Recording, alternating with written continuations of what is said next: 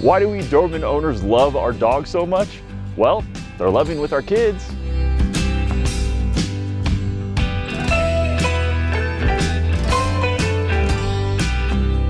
They're great if you need help with homework.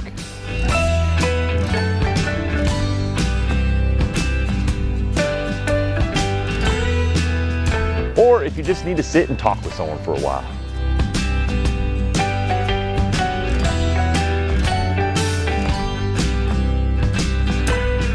And they're even smarter than a few people I've known.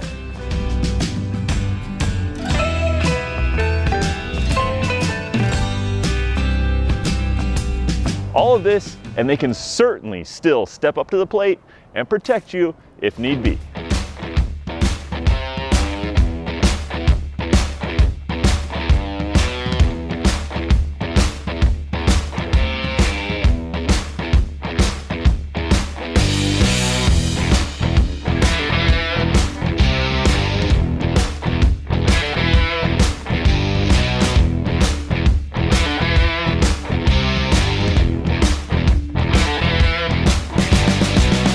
Yeah, us Doberman owners can be a little crazy about our dogs sometimes, but you know what? These dogs can also be a bit of a handful, so it's not surprising that you guys have a lot of questions about these dogs. So this video is dedicated to answering your sometimes surprising questions about the Doberman breed. So let's jump straight into it and get this started. Parthrohilla asked, why are people afraid of getting the Doberman and why people do not recommend Dobermans for first-time owners? I've gone over a few times why they don't recommend it for first-time owners. Usually has to do with the high exercise requirements and their intelligence kind of being able to outsmart a new owner and a new owner not being sure of their training techniques. So the dog picking up on that and reacting negatively to that. But you also asked about why they're afraid to get a Doberman for the first time. A lot of it's fear of not being successful with raising them, but also just fear of aggression. I think a lot of people still have that mindset that a Doberman is an aggressive dog. They see it on TV or in the movies as an aggressive dog, and a lot of them are afraid that no matter what they do, they're going to grow up to be aggressive or snap and turn on their owners, which is another really common myth. In fact, I did a video on that on my channel as well. But that myth that the dog's going to snap and turn on their owners is a huge one. And sometimes it's just that fear of no matter what they're going to do, they're going to end up with an aggressive dog because it's a Doberman, which of course is so far from the actual truth. Hyter, or Hytr, I'm not sure, asked, how much should a Doberman be exercised a day, and do you think a Doberman could be left at home for 20 hours a week? Average Doberman, 1 to 2 hours a day is a good place to start. Some Dobermans need more than that and some need less.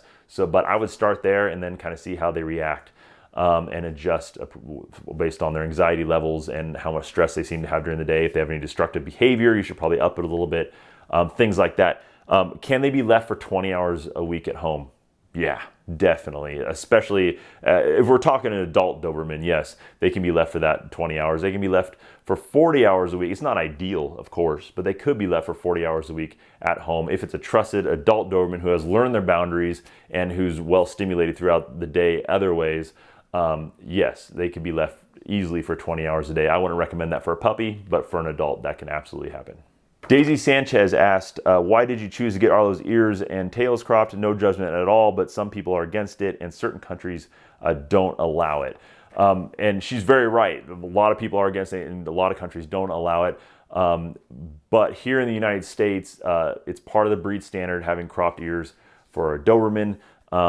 And really, it's so common here in the U.S. that you almost won't get recognized as having a Doberman at all if they don't have cropped ears, because people just haven't really seen natural Dobermans before here in the U.S. So to answer your question, Daisy, why did I get his ears cropped and his tail docked? The answer is because I didn't. The breeder did the ears and did the tails before I ever met Arlo.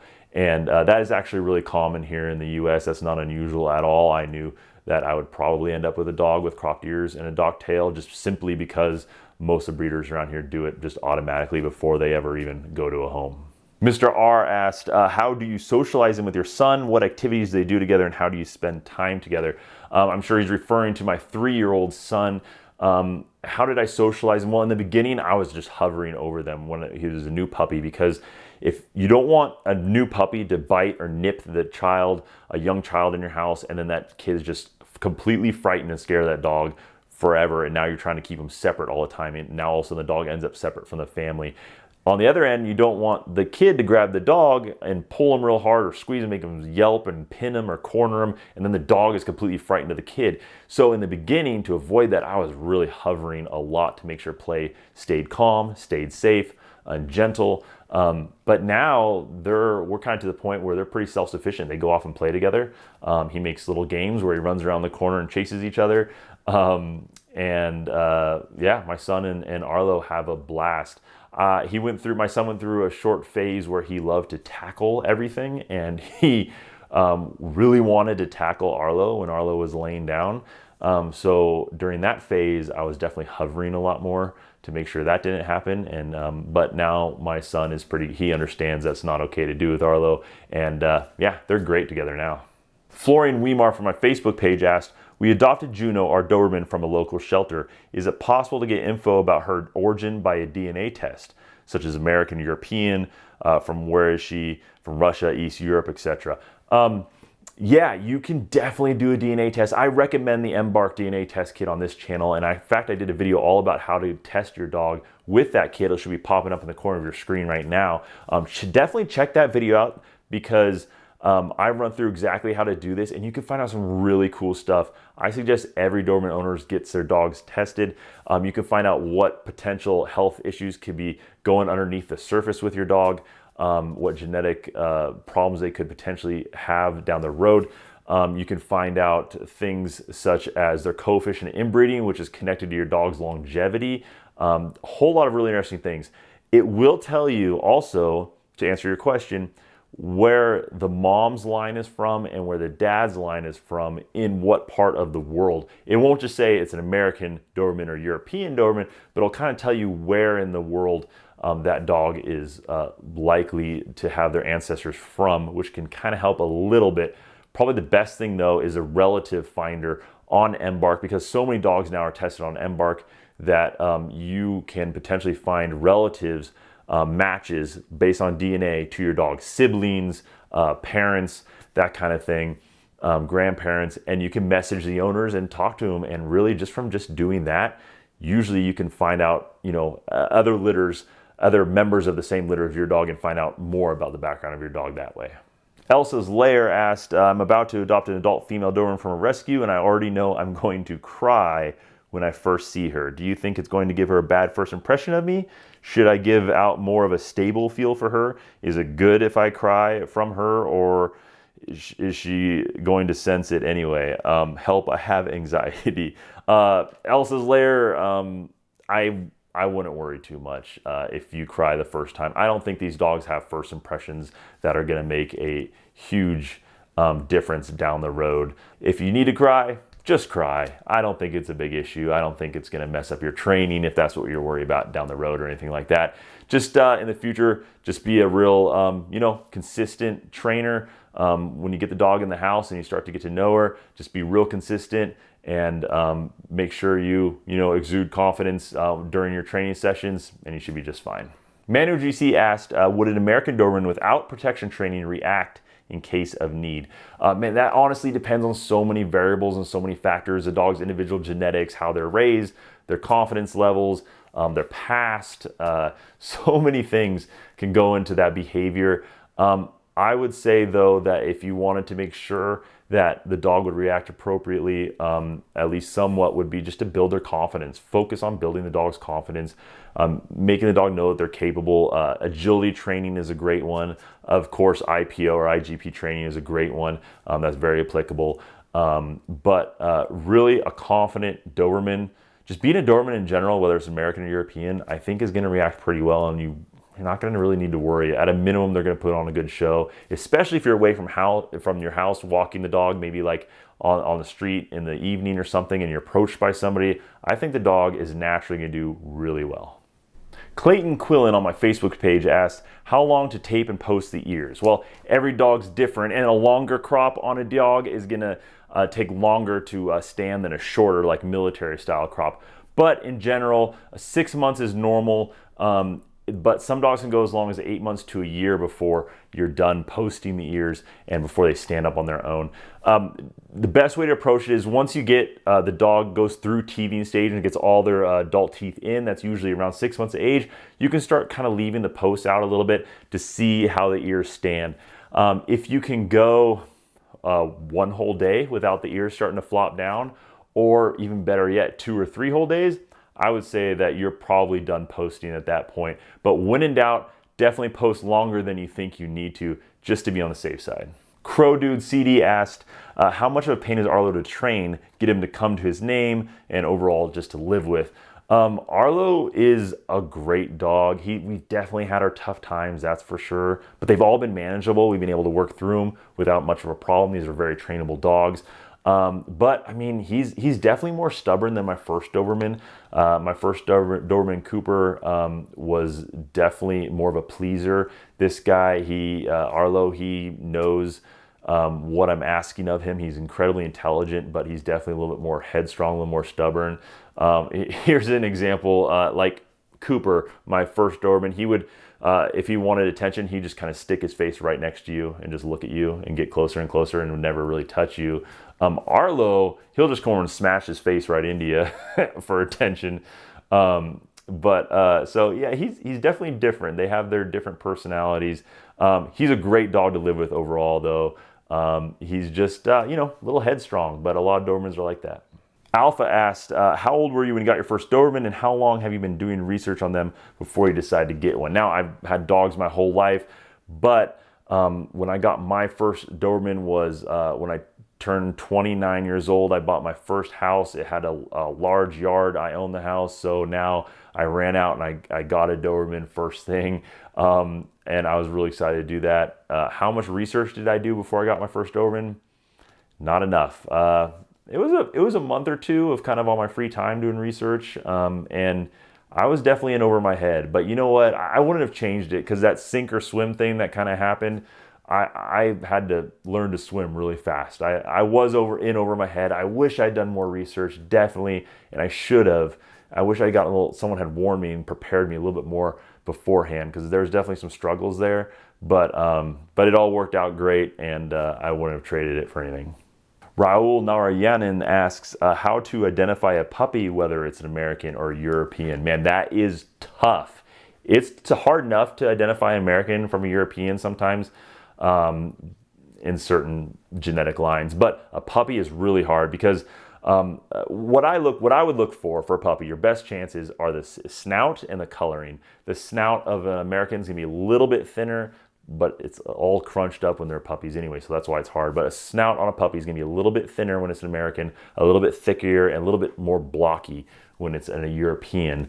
Also, the coloring is going to be, the brown marks or the rust color marks are going to be lighter colored on an American pup and darker on a European. Some of the other things that you normally look for, like the neck shape and other things, that is something that's really hard to tell when they're young. It's way easier when they're adult. If you could see the puppy's parents, then you'd have a real good shot of deciding whether or not they're European or American. If you want more information on that, I'll have a link popping up in the corner of your screen right now to my American versus European Doberman video, where I talk a lot about the physical differences and how to tell them apart.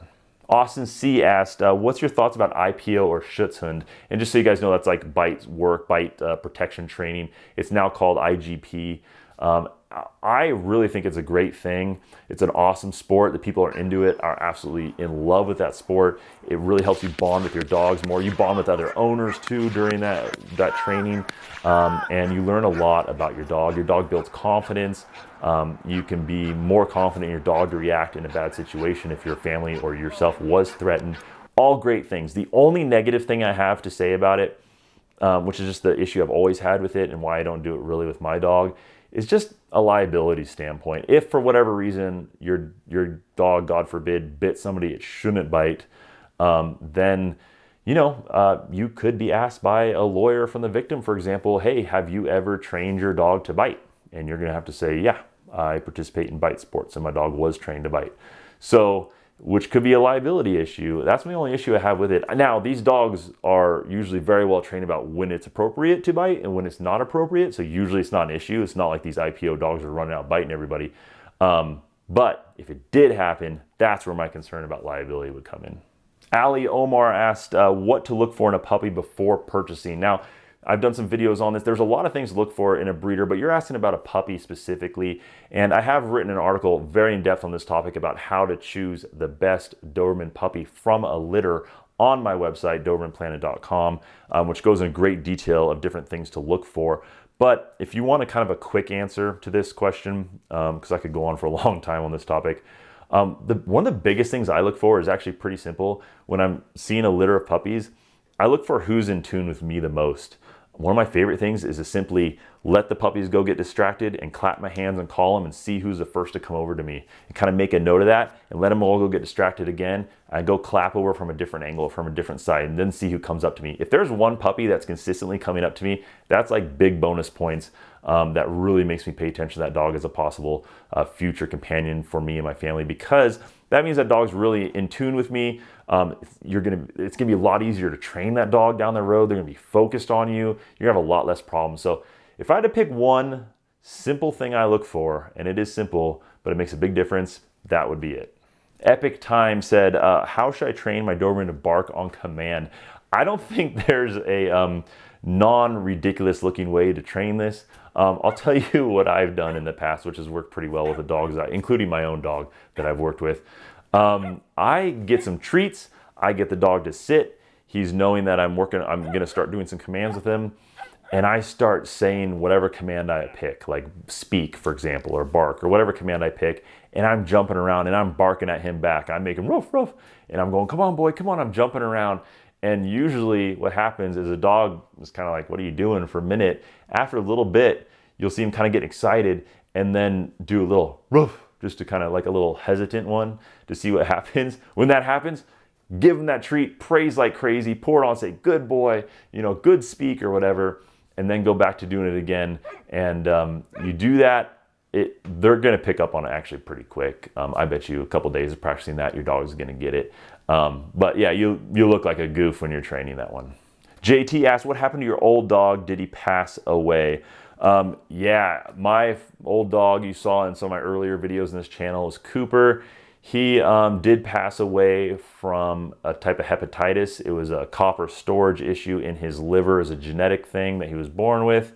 Passed away at 6 years old. Really was hard on the family. And I did do a video about hepatitis in Dobermans. That should be popping up on your screen. And that's where I talk a lot more about what happened with Cooper, in case you're interested. Koger asked, whenever I put my Doberman pup in her cage, she goes crazy. She barks and climbs the walls. We have it blocked off for her size. She's only 7 weeks old and we got her a few days ago. What would you do in this situation? We also make sure she uses the bathroom before we put her in there.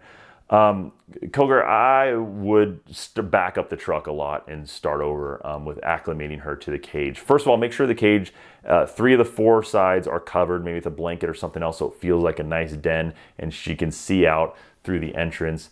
And 7 weeks old is really young. Usually they shouldn't be away from their mom till 8 weeks old, but it's too late now for you. You got the dog. What I would do is start from the beginning. Take her out of the cage. In the morning time, start hanging out with her throughout the day in front of the cage with the cage door open. Play with her there. Give her some good feelings outside the cage. Lots of praise and petting and playing. Maybe try throwing a toy or 2 in there. See if she'll go in the open door and then come back out. Put some treats in there so she goes in and has the treats. You can also try feeding her in the cage, not with the door closed, only with the door open. Feed her the meals there. When she's done, she'll wander out, and that's fine too. Let her go in on her own. Don't ever place her in there, at least in the beginning for sure. And then as she starts getting comfortable with it, maybe try feeding her a meal kind of in the back corner. And when she goes in there, if you've been having success so far, then you can close the cage door, lock it, and just watch her for a minute. Then when she's done, immediately open it so she doesn't feel trapped in there, so she can walk out again. Now, next time you do this, close the cage a little bit longer, maybe even walk away a few steps or a few feet, and then come back and open it right when she's done eating. Then you can start seeing if she'll just go in there and hang out, and you can close the cage, go do something real quick, and then come back and let her out. And eventually maybe you can even get around the corner and get out of the room. But little baby steps, I would back up to the very beginning, getting her used to it. Remember, never use the crate for punishment, Always keep it a happy place. Take a few steps back, get her super slowly acclimated to it, and you should be on a good starting point. Real quick, guys, make sure you head on over to DobermanPlanet.com/newsletter and sign up there so you get on the inside of a lot of the special projects I have going on and resources that I develop specifically for owners of Dobermans. And maybe even if you're just considering getting your first Doberman, that's okay too. There'll be some great resources there to help you out. DobermanPlanet.com/newsletter. Thank you guys so much for watching. It's been a blast answering your questions that you have about the Doberman. If you found anything at all useful in this video, please hit the thumbs up button down below, the like button, I'd really appreciate it. And if you have any questions about Dobermans, drop it in the comments below. I'm down there all the time answering questions. And hey, if you're a seasoned owner, why not take a minute and scroll through some of the questions below and see if you can help out some of the new guys. I love it when this community pulls together and helps each other out. So thank you so much for hanging out with me today. I'll see you again next week. And hey, before you go anywhere, why don't you check out some of the other cool videos on my channel. They should be popping up right about now.